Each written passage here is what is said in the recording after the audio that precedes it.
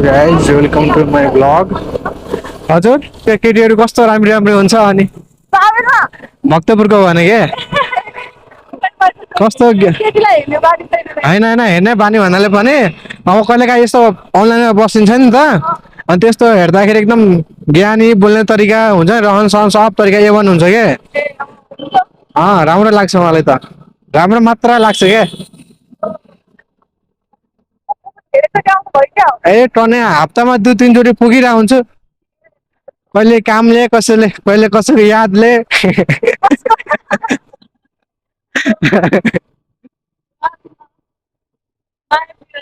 अनि त्यो भन्छ नि मनमै छौ त्यो मनमै बस्नु है भने जस्तो पछि गएर तपाईँको बिहे हुनु भने केटासँग भने केटा ठिक भइहाल्छ नि ओके बेटा ए भर्खरै 19 हो भर्खरै 19 हो त्यसै तपाईँ त भर्खरै कि यङ हो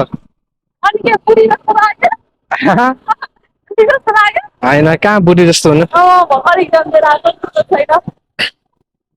बुढी हुनको लागि त बिहे हुनु पर्यो होइन र एज एक्सपिरियन्स हुनु पर्यो भनौँ न तनाउने होइन कस्तो तरिकाको केटो चाहिन्छ त्यस्तो हुँदैन